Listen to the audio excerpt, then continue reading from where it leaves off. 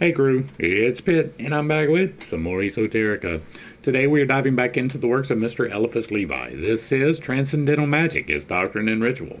We are reading aloud and discussing as we go along the various points brought to light by the text. It's not the format for everyone, but some people find value in it, so you are more than welcome to tag along as we continue our exploration. Before we begin, however, if you were unfamiliar with me, any of my unconventional beliefs, or if at any point in time I lose you in the terminology, there will be several playlists linked in the corner above, in the box down below, along with the original source material and the link for my book, so that you can get a better understanding of who I am and why I say the things that I do. With that being said, let us dive in and continue our exploration of Transcendental Magic, its Doctrine and Ritual, with Chapter 18, Charms and Philters, and I am sure I'm going to step on some toes today. Justitia Mysterium Canis. We have now to grapple with the most criminal abuse to which magical sciences can be put, namely venomous magic, or rather, sorcery. Let it be here understood that we write not to instruct, but to warn. If human justice, instead of punishing the adepts, had only prescribed the nigromancers and poisoning sorcerers, it is certain, as we have previously remarked, that its severity would have been well placed, and that the most severe penalties could never be excessive in the case of such criminals. Once again, you know how many witches were born in Salem? 0. At the same time, it must not be supposed that the right of life and death, which secretly belongs to the magus, has always been exercised to satisfy some infamous vengeance or some cupidity more infamous still. In the Middle Ages, as in the ancient world, magical associations have frequently struck down or destroyed slowly the revealers or profaners of mysteries, and when the magic sword has refrained from striking, when the spilling of blood was dangerous, then aqua tofana, poisoned nosegays, the shirt of Nessus, and other deadly instruments, still stranger and still less known, were used to carry out, sooner or later, the terrible sentence of the free judges. Right, so some of this stuff, like the spilling of blood, obviously dangerous, right? Even if it is bloodletting like they used to do for medical procedures. Aqua tofana is a poison. Poison nogays is another poison. The shirt of Nessus, I believe, is also another poison. Other deadly instruments, right? So this is talking about malediction. You should not be performing any magical arts with any type of anger in your heart. Even self-work, right? Even if you're mad at somebody else. If you are mad about a situation, someone in particular, you shouldn't be doing your own magical work, right? You should be doing your meditation and getting yourself aligned. You should be doing your prayers and getting yourself aligned. But you should not be carrying out any of the magical procedures if you're holding on to anger or resentment, if you're holding on to greed, if you're holding on to any of the vices too tightly or any of the virtues too tightly. You should not be doing the magical works. The effects will not be what you expect. They will be repercussive, right? You will perform something thinking that it is perfectly fine, and then you will feel the reverberations because the intentionality in your heart will be holding on to that anger. You shouldn't be doing that, right? There should be 0 times that you ever, in anger, frustration, or anything of that nature, put your energy towards someone else. Period. The end. It is really that simple. Back to the text. We have said there is in magic a great and indicible arcanum. Is that indecisible? What is, I don't know that word. Which is never mentioned among adepts, which the profane above all must be prevented from divining. In former times, whosoever revealed or caused the key of this supreme secret to be discovered by others through imprudent revelations was condemned immediately to death and was often driven to execute the sentence himself. The celebrated prophetic supper of Kazat, described by La Harpe, has not been hitherto understood.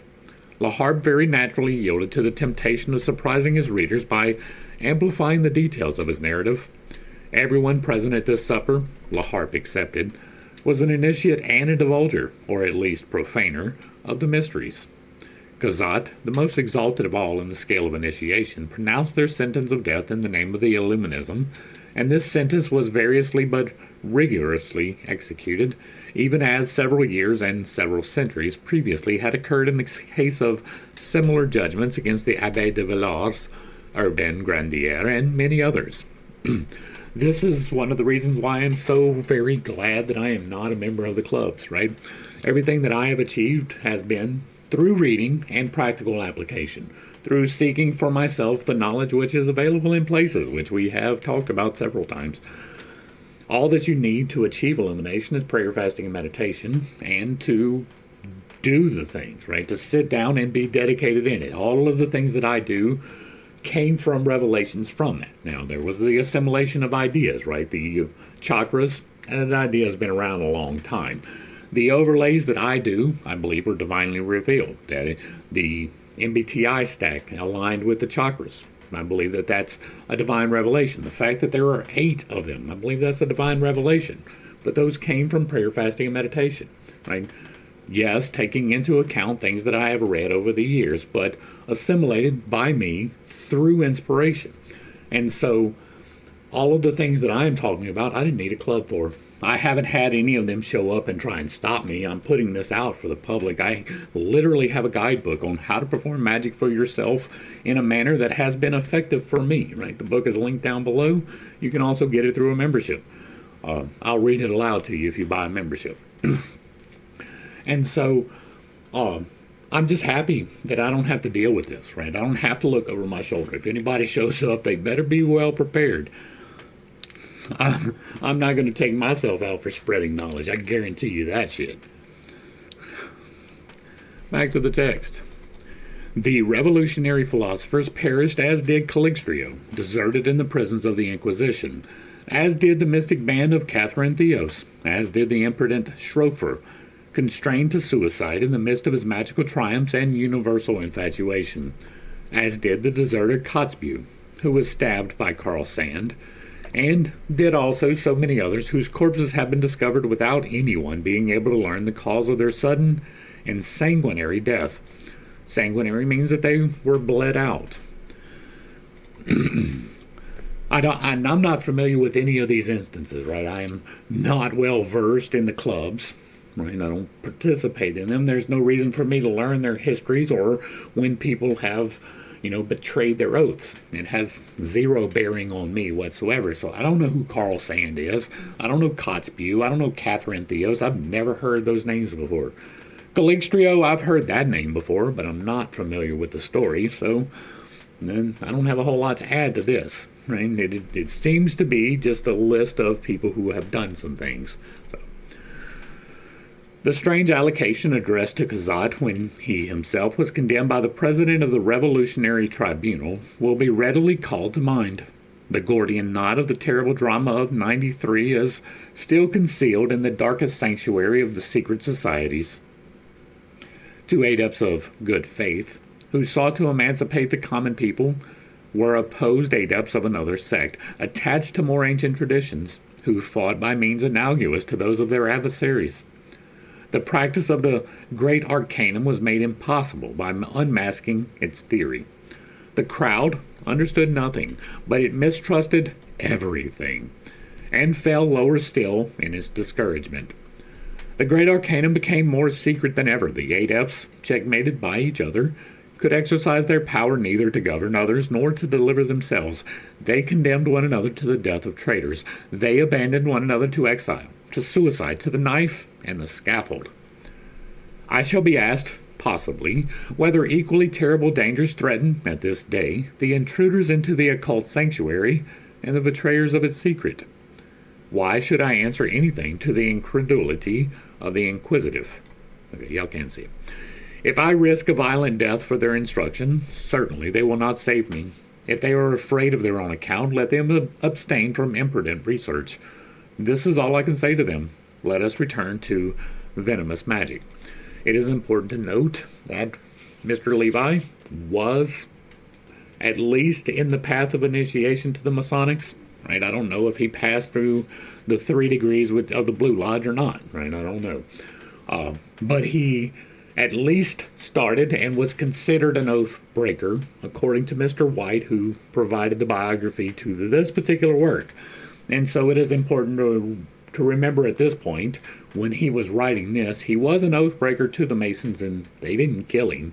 At least there's that, right? But that is also possibly because he was not really well along, right? You have to have a certain degree of discipline. You have to have a certain degree of self-restraint to become part of the clubs. They have rules. And it is quite obvious that Mr. Levi is not good at either of those things. So, in his romance of Monte Cristo, Alexandre Dumas has revealed some practices of this ominous science. I read the Count of Monte Cristo so very long ago, but I don't remember it being a romance. There is no need to traverse the same ground by repeating its melancholy theories of crime. I read it in 6th grade, so it's been a very long time. By repeating its melancholy theories of crime, describing how plants are poisoned, how animals nourished on these plants have their flesh infected, and in becoming in turn the food of men, cause death without leaving any trace of poison. That's not true. That's not true, right? An animal can eat a berry and die from the poison, and maybe if it reached toxicity levels and you just happen to pick this animal up and cut it, but for the most part, we're not eating blood when we eat meat. Oh, you can absolutely poison meat, and so this isn't necessarily true, right? Animals eat all kinds of things that are poisonous to us all the time. Deer hunters run that risk, right? There's all kinds of bells and berries and flowers and things out there that are absolutely toxic to humans that animals consider part of their diet. Period, the end. Anybody's telling you, well, the animals are eating it, or, well, the birds are eating it, so it must be fine, are lying to you. They have no clue what they are talking about, and do not listen to them. Right? Animals and humans have different metabolisms, and things that are poisonous to us are not poisonous to the animals. It is entirely possible that some deer has eaten some member of the nightshade plant that they are not allergic to or have poisonous whatevers, right? And it's fully permeated their system, and then a hunter shoots them and eats the meat. He is going to be fine. It is not some course of toxin running through their body, right? Now, that's not to say that there are not exceptions to that. I don't know of them, but that is not to say that, right? If something is heavily irradiated and you eat the meat, you're going to be taking a dose of irradiation. The same thing's true with toxins as well. So if there is some kind of a toxin that permeates the muscle tissue, then maybe you could get sick from eating it. But for the most part, those problems have to deal with the circulatory system and organs, right? We don't eat the heart. We don't eat the lungs. Well, some people eat the liver. I don't eat livers, right? Anything part of the digestive tract, I'm not down with that. Even sausage has to have an artificial casing. I'm not eating intestines. And so I don't do gizzards or livers or kidneys or any of that stuff. I eat meat. I am a big fan of meat, but I don't eat any of the organs for this reason, right? Organs accumulate the poisons. If it is a poison that attacks your heart or the heart of the animal and you eat the heart, then maybe, right? But all of this is speculative. I do not hold a medical degree. I am not a nutritionist. I am merely someone who cooks and eats and has been a hunter and a forager for a long time. And I don't have any reason to believe this to be a true thing. Now, it is entirely possible that you can feed an animal on cyanide and then feed that to other people intentionally, right? That may be a true thing. I don't know. But I don't know that is necessarily true. Animals nourished on these plants, because the digestive, it really does, it plays a big part. And the fact of the matter is that the poison doesn't permeate the flesh. It'll permeate soft tissue. It'll get into your fat, and it'll get into your organs. But unless it is something that is specifically targeting the flesh, the meat, then it's probably not. And again, that is purely speculative, so take it with a grain of salt. Don't go experimenting with that one for sure. Back to the text. How the walls of houses are inoculated, how the air is permeated by fumes, which require the glass mask of St. Croix for the operator. Now that is, I'm assuming this is a gas mask, right? This is pre-World War I, so gas masks were very, very tentative technology at this point in time. And the glass mask of St. Croix is probably an isolation hood. Probably will work well for some gaseous, vaporous poisons, right? It's not going to do a whole lot for liquids that get on you, but it will definitely help with isolating the breathing system so that you can go into a place. And that's what I'm assuming that is, right? But this is definitely before gas masks, right? We did not get that until we decided to start killing each other with chemicals a couple of decades down the road.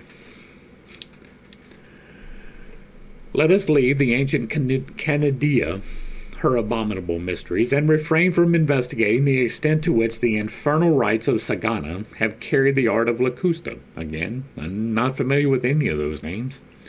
It is enough to state that this most infamous class of malefactors distilled in conjunction the virus of contagious diseases, the venom of reptiles, and the sap of poisonous plants that they extracted from the fungus' deadly and narcotic properties, its asphyxiating principles from the Stramonium, from the peach and bitter almond, that poison, one drop of which placed on the tongue or in the ear, destroys, like a flash of lightning, the strongest and best constituted living being.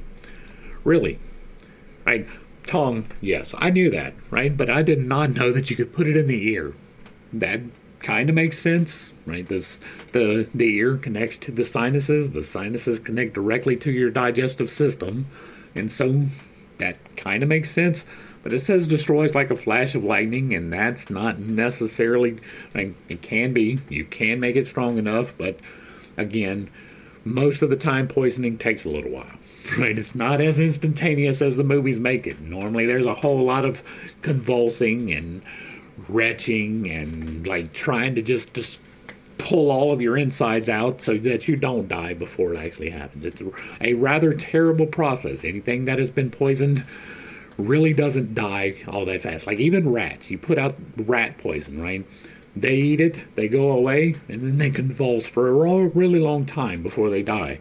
And so, again, there are things that can kill you right away. So I'm not even trying to be whatever, but don't do these things, right? Do not have the intention of creating poisons, and then you don't have to worry about it.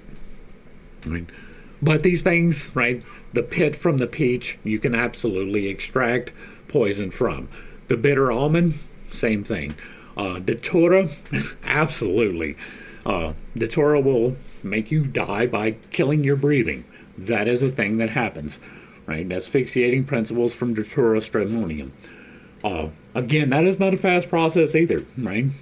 Slowly suffocating to death is not as fast as instantaneous for damn sure. All right. The white juice of sea lettuce was boiled with milk in which vipers and asp had been drowned.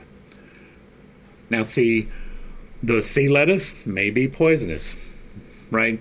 But the milk which vipers and asp had been drowned is not really going to do anything, right? They're not releasing the poison. That is probably just going to be some kind of a folktale, right? These things can bite you and hurt you. That makes them deadly. Let's boil them in milk and make the milk deadly. Probably makes it taste terrible and probably clots it up pretty good, but I don't know that it's going to make it deadly. Now, if you milk the venom glands on those snakes, then maybe, right? And even still, like the boiling process probably distributes the poison, so maybe, but it's not an intrinsic thing that just boiling a snake is going to kill somebody, right? And here's the other thing, like here in North America, we have several types of venomous. Most of them don't just like outright kill you.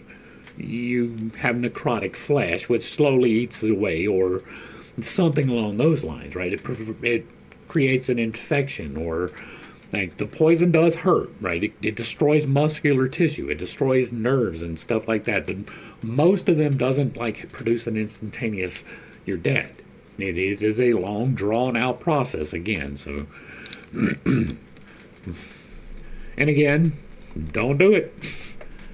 The sap of the manichaneal, or deadly fruit of Java, was either brought back with them from their long journeys or imported at great expense. So also was the juice of the cassata, and so were similar poisons. They pulverized flint, mixed with impure ashes the dried slime of reptiles, composed hideous philters with the virus of mares on heat, and similar secretions of bitches. Ew. They mingled human blood with infamous drugs, composing an oil the mere odor of which was fatal, therein recalling the tarte bourbonnaise of Panurge. They even concealed recipes for poisoning in the technical language of alchemy. Well, that is unavoidable, right? If you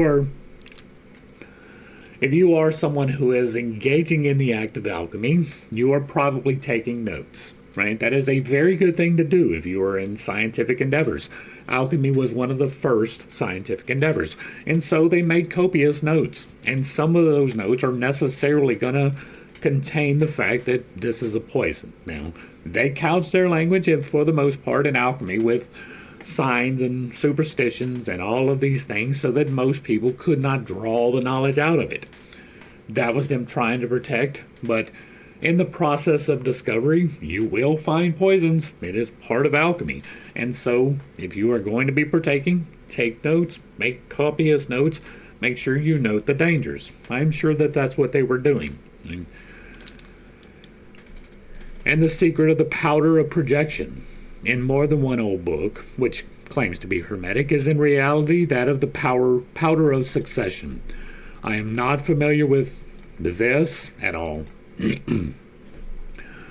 The Grand Grimoire gives one in particular method, which is very thinly disguised under the title of Method for Making Gold. It is an atrocious decoction of verdigris, arsenic, and sawdust, which, if properly made, should immediately consume a branch that is plunged into it and eat swiftly through an iron nail. That is an acid. You made an acid, right? Verdigris is a copper derivative, I am pretty sure. Arsenic is a poison. It is readily available in apple seeds and peach pits. And sawdust is going to be a thickening agent at best, right? And so right now, I'm not positive, right? I haven't done the alchemy, and that is on the list of things that I want to play with, but I haven't gotten there yet. But I don't like copper extract, right? Some of the more terrible properties inside of metal, mixed with a poison. And yeah, I can see that making an acid, right? Arsenic is already acidic. I'm not sure what part the sawdust is going to play if you're making an acid, though. You don't really need it to be solid, right? And how are you plunging a nail into a solid, right? Now, sawdust is not going to be completely solid. It's not a chunk of wood, and you can drive a nail into a chunk of wood regardless. But it seems like an unnecessary step. It doesn't add anything to the process, right? You're not going to extract something from the wood that's going to be beneficial to the poison. So I don't understand that, right? It's obviously something, right? This is like verdigris is like they make green paint out of it. It is an extract that you get from refining copper, and so I'm not entirely sure about that. John Baptista Porta cites in his Natural Magic a specimen of Borgia poison, but, as may be imagined, he is deceiving the vulgar and does not divulge the truth, which be too dangerous in such a connection. We may therefore quote his recipe to satisfy the curiosity of our readers. The toad, by itself, is not venomous, but it is a sponge for poison, and is the mushroom of the animal kingdom. Take, then, a plump toad, says Porta, and place it with vipers and asp in a globular bottle. Let the poisonous fungi, foxgloves, and hemlock be their sole nourishment during the period of several days. Then, enrage them by beating, burning, and tormenting them in every conceivable manner till they die of rage and hunger. Sprinkle their bodies with powdered spurge and ground glass, then place them in a well-sealed retort and extract all their moisture by fire. Let the glass cool. Separate the ash of the dead bodies from the incombustible dust, which will remain at the bottom of the retort. You will then have two poisons. One, liquid, the other a powder. The first will be fully as efficacious as the terrible aquapafana. The second, in a few days' time, will cause any person who may have a pinch of it mixed with his drink to become, in the first place, wilted and old, and subsequently to die amidst horrible sufferings, or in a state of complete collapse. Now, this is possible. Once again, I do not have the experience to dismiss it out of hand, but it does not make sense, right? Now, it says right here that it was not correct, right? We were told that. But it says, take a toad, right? Place it with vipers and asps, two types of snakes, in a globular bottle, right? And then let poisonous fungi, foxgloves, and hemlock be their sole nourishment. You're going to have a problem with that. You want to know what the problem with that is? None of those are herbivores. None of those are herbivores. They're not going to eat these plants. It's not going to happen, right? Even no matter how hungry they get, they are carnivores. All three of these animals. Toads eat flies, they eat other frogs, they eat fish. They don't really pick plants. An asp and a viper, definitely carnivores. They are literally hunters. That is all they do. Hunt things, bite it, swallow it whole. That's what they do. They don't eat plants. They don't eat mushrooms, poisonous fungi. They don't eat flowers, foxgloves. They don't eat plants that grow on trees, hemlocks. Like, they don't eat these things. How is that going to do anything for your poison? Now, granted, you're just creating an ash made out of these things as remains. Well, you could just cut the head off of the snakes if you want the poison glands. You don't need the whole body. And the toad by itself is not venomous. It adds nothing to it, right? Except superstition. Right?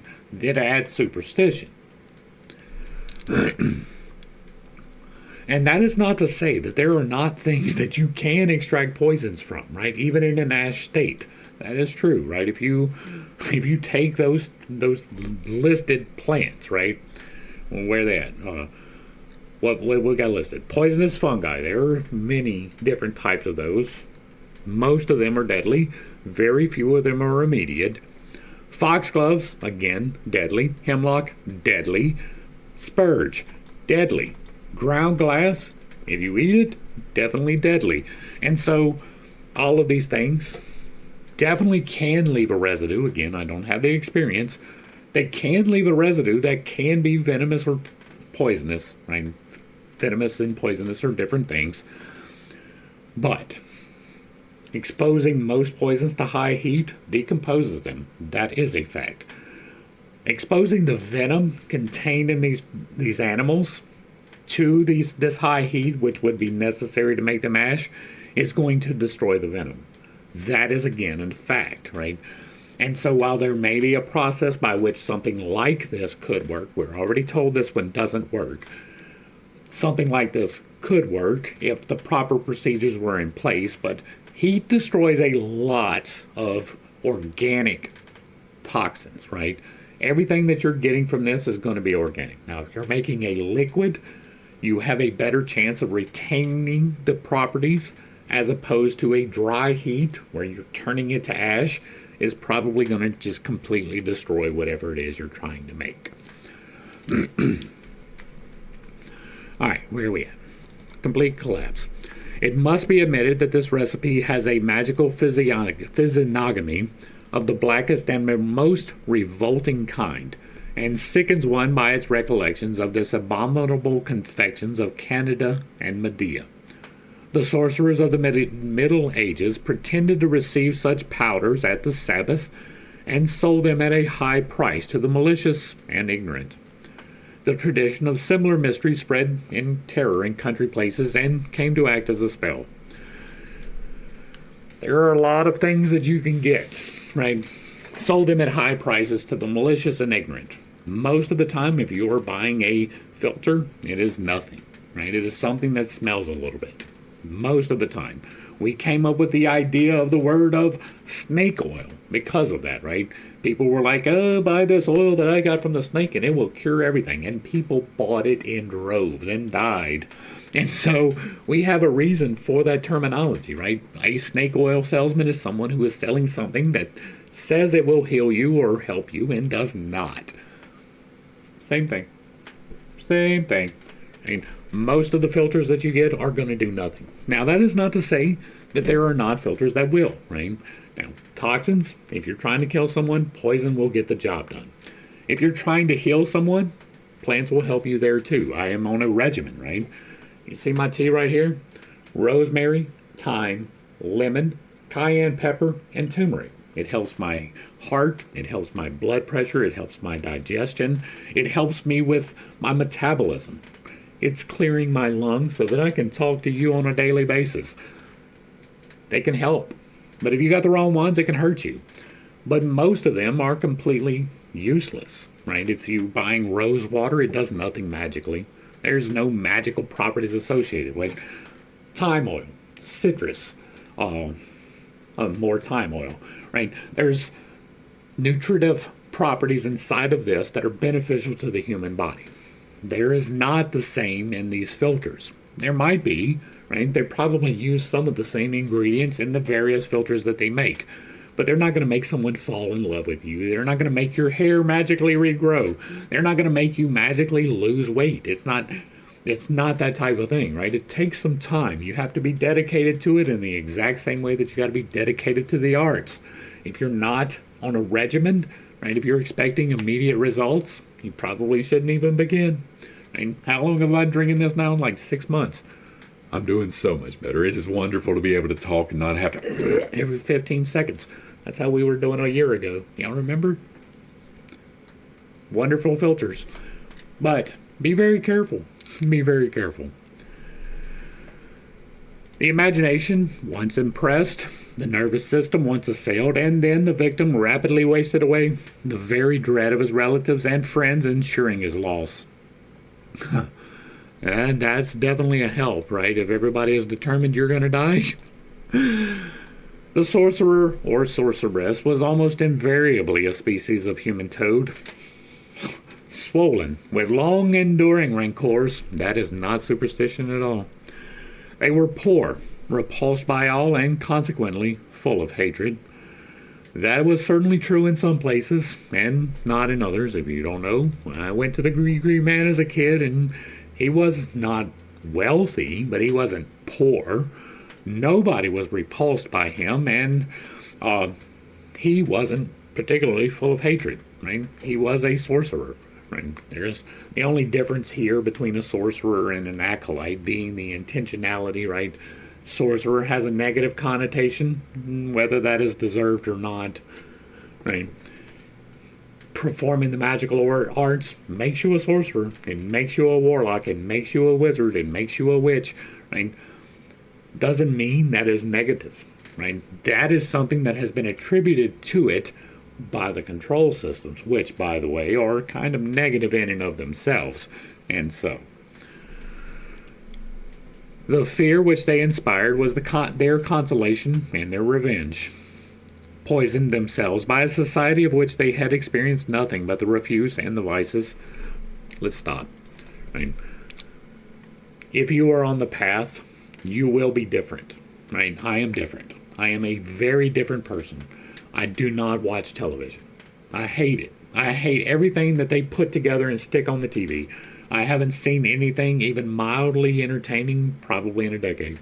And by anything, that's a big word. There have been a couple of things that I've watched. But for the most part, no. It is terrible. It is disgusting. I am different. I am fine with being different. I practice prayer, fasting, and meditation. I talk about these things. That makes me different. I am different than most people. I am fine with being different. I am on a path that most people will never walk. That is fine. I am different. I am fine with being different. That is this in the positive light, right? This is a negative spin on it by someone who never experienced it. But if you are the witch, if you are the person out there doing things that society doesn't necessarily agree with, as long as you are properly aligned and you're not doing the negative side of it, oh well, you're going to be different. It requires being different to be on this path. You cannot want to be like them. Most people, while not necessarily ill-intentioned, live a life of ill intention. They live a life of holding on to bitterness and resentment. They live a life of holding on to anger and jealousy. That is most people. And if you are not okay with that, you are different. You should be okay with being different. All the way through history, anyone who has been a healer has been different. Whether or not they were doing magic, if they were just making decoctions, they were still different. And they had to be okay with being different. You have to be okay with not being accepted by the ones who won't walk your path. If you're not okay with that, you're going to have a very difficult walk. I am separated from most people. I do not exist in the same mind frame as most people. The things that people find funny, I don't, right? The people on TikTok, for example, something unfortunate happens to someone. I don't look at that and laugh. I look at that and I see like, oh my God, that was terrible. Right? I watched a video of this guy. This is getting off track, but it was this guy in one of those scooters, right? He can't walk. And this construction crew is working and they have him blocked off. Well, he goes out there and asks them to move and they laugh at him. And he gets mad and he goes to wheel away in his little cart and the cart flips over. And the comments are just ate up with people who are laughing at this handicapped man who falls over because he's mad because they're blocking his pathway that he can't get through because he's on a cart. Everybody's laughing at that. I don't. If you laugh at that, I consider you a piece of shit. I don't want to be associated with you at all. If you find humor in the misfortune of other people, I am different than you. And I am fine with that. Back to the text. Poisoned themselves by a society of which they had experienced nothing but the refuge and the vices. They poisoned in their turn all those who were weak enough to fear them, and avenged upon beauty and youth their accursed old age and their atrocious ugliness. Because I am sure that all of them were ugly. I am sure that they were all old. I am sure that you are absolutely correct in this. All is a big word. All is a big word. The mere operation of these evil works and the fulfillment of these loathsome mysteries constituted and confirmed what was then called a compact with the devil. It is certain that the worker must have been given over body and soul to evil, and justly deserved the universal and irrevocable reprobation and expressed by the allegory of hell. The allegory of hell is a very fine way of putting that. That human souls could descend to such an abyss of crime and madness must assuredly astonish and grieve us. But is not such an abyss needed as a basis for the exaltation of the most sublime virtues? And does not the depth of Infernus demonstrate by antithesis the infinite height and grandeur of heaven? In the north, where the instincts are more repressed and vivacious, in Italy, where the passions are more diffusive and fiery, charms and the evil eye are still dreaded. The jettatura is not to be braved with impunity in Naples, and persons who are unfortunately endowed with this power are even distinguished by certain exterior signs. In order to guard against it, experts affirm that horns must be carried on the person, and the common people, who take everything literally, hasten to adorn themselves with small horns, not dreaming of the sense of the allegory. These attributes of Jupiter Ammon, Bacchus, and Moses are the symbol of moral power or enthusiasm, so that the magicians meant to say that, in order to withstand the jettatura, the fatal current of instincts must be governed by a great intrepidity, a great enthusiasm, or a great thought. In like manner, almost all popular superstitions are profane interpretations of some grand maxim or marvelous secret of occult wisdom. Yes, indeed. See this book. Did not Pythagoras, in his admirable symbols, bequeath a perfect philosophy to sages and a new series of vain observances and ridiculous practices to the vulgar? Thus, when he said, "Do not pick up what falls from the table, do not cut down trees on the great highway, do not kill not the serpent when it falls in your garden," was he not inculcating the precepts of charity, either social or personal, under transparent allegories? When he said, "Do not look at yourself by torchlight in a mirror," was he not ingeniously teaching true self-knowledge which is incompatible with factious lights and other prejudgments of systems? It is the same with the other precepts of Pythagoras, who, it is well known, was followed literally by a swarm of unintelligent disciples. Really? Pythagoras had unintelligent disciples? "Let ye who are ignorant of mathematics enter not." Really? Like, that's literally the only thing we know about Pythagoras, was that he required you to be intelligent. And, indeed, amongst our provincial superstitious observances, there are many which indubitably belong to the primitive misconception of Pythagorean symbols. Superstition is derived from a Latin word which signifies survival. It is the sign surviving the thought. It is the dead body of a religious rite. Superstition is to initiation what the notion of the devil is to that of God.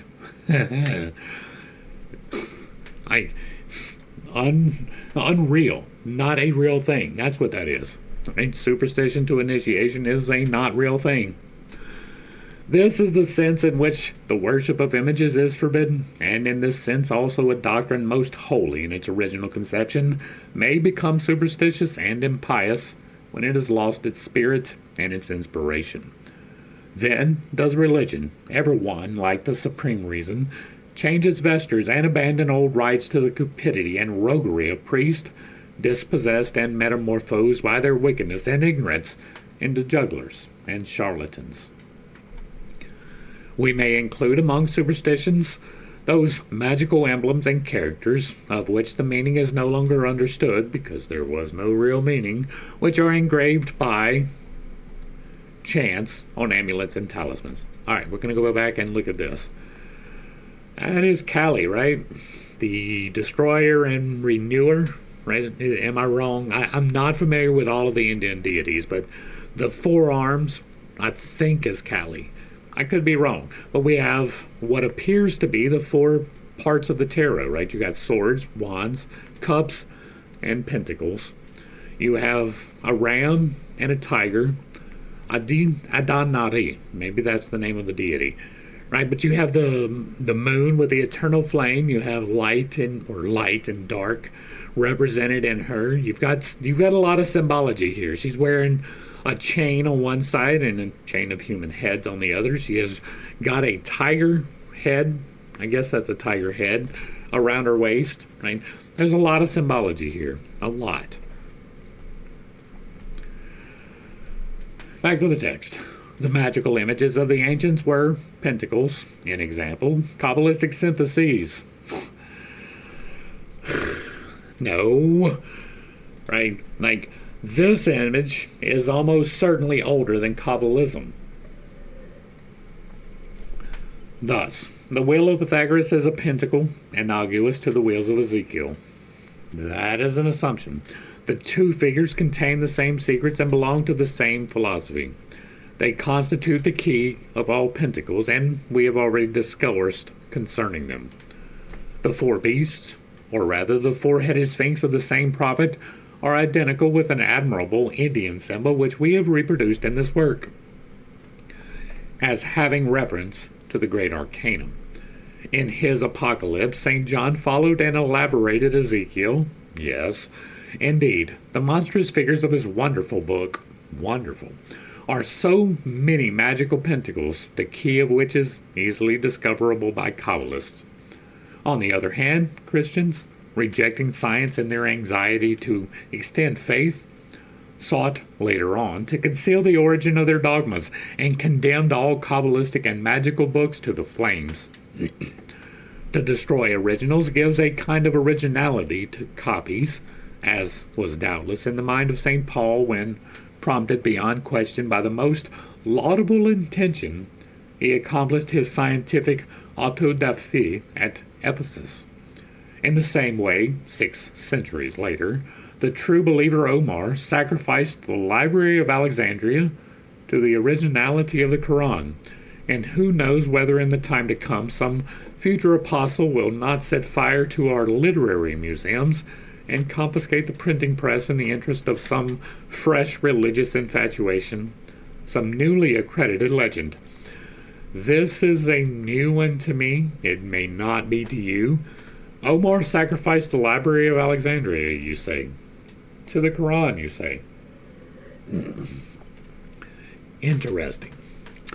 The study of talismans and pentacles is one of the most curious branches of magic and connects with historical numismatics. There are Indian, Egyptian, and Greek talismans, all predating the Kabbalah. Kabbalistic metals coming out from the ancient and modern Jews, Gnostic abraxas, occult tokens in use among the members of secret societies, and sometimes called counters of the Sabbath. So also there are Templar metals and jewels of Freemasonry. In his treatise on the wonders of nature, Calignius describes the talismans of Solomon and those of Rabbi Kael. Designs of many others that are most ancient will be found in the magical calendars of Tycho Brahe and Jalchentau, and should have a place in M. Regon's archives of initiation, a vast and scholarly undertaking, to which we refer our readers. And that is going to bring us to the end of Charms and Philters. Hopefully I brought a little bit of enlightenment and not too much confusion to a somewhat difficult topic. I understand. I have some unconventional beliefs and a tendency to step on toes when I relay those. It is not intentional, but I do not apologize for it. Discerning the truth from reality is kind of what we do over here. Now, there was several things in here that I am speculative about. I have not performed alchemy. I do minor works, but I don't do anything serious. I have not the equipment or the time at the moment to invest into it. It is a plan. I do fully intend to create a fully functioning herb garden and get into alchemy.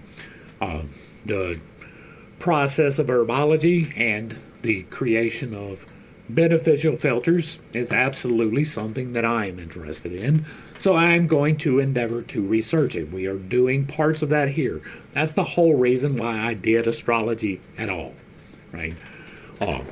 First off, well, not the whole reason, because first off, I don't dismiss things unless I have investigated them, right? So digging into astrology was my way of seeing whether it was valid or not. It appears to be less than valid. I could be wrong. It is speculation. But one of the main reasons why I wanted to do that was because so much symbology contained in alchemy comes from that, right? You have the moon, the sun, the planets. All of those things are intrinsically part of all of the alchemical text. So I wanted to know the basis. I do plan on getting into alchemy. We're just not quite there yet. And so I don't have the technical knowledge to dispute most of this. There are things that I know, right? I do know that toxins break down in heat. Not all of them, but a good deal. The more heat, the more likely it is to break down. Water, water will only reach 210 degrees. If it gets to 211, it is vapor. That is how the process works. So if you have a liquid with the ingredients in it, you can increase the pressure and thereby increase the temperature slightly, right, to a certain degree, to the degree by which you can hold the pressure. So if there's a good strong cap on it, you can create superheated water, but you better not spring a leak, because that is going to flash into vapor instantly and violently. If you are unaware, steam is exceedingly dangerous. Exceedingly dangerous. I say this as a United States sailor. I say this as an engineman in the United States Navy who dealt extensively with steam systems. If there is a steam leak in high pressure steam, it can cut your limbs off. and you won't even know it happened. It's not like a knife. You will know a knife cut through you. When steam happens, it cauterizes and cuts it off, and you won't even realize until you look and see the pieces gone. Steam is exceedingly dangerous. So, working with pressure vessels, exceedingly dangerous. I would not try to contain inside of glass much pressure at all. That is me, right? That is me not being technically versed in those things. It's possible to make glass that will stand it. We do so. But in those days, I don't know that I would trust it, right? The process that was described where they created the ashes, creating ashes takes an awful lot of heat, if you were unaware, especially if you're calcifying bones. That's going to be 1200 degrees plus. That's going to destroy most toxins. It will almost certainly destroy venoms. And so I don't know how much benefit you would take from something like that. But again, I only have the rudiments of science. The things that I know are not fully technical in the way that would be needed to explain it in the way that it deserves. So that's where I'm going to leave it. If you like what I'm doing over here, let me know down below. Give me a like, a share, a follow, throw me a comment. If you agree or disagree with anything that was said, put it in the box down below. And if it remains respectful, it gets to remain up. If there's another work you would like to see me read or discuss in the manner that we are doing here, put that in the box too. If you really like what I'm doing, hit me with that super thanks. Consider joining for a membership or picking up a copy of my book. To the crew, thanks for hanging out. I appreciate every single minute that you are here with me, and I am praying for you every single day. Until next time, I love you. God loves you. You are perfect, whole, and complete just the way that you are. And this has been Pitt's Take. Peace.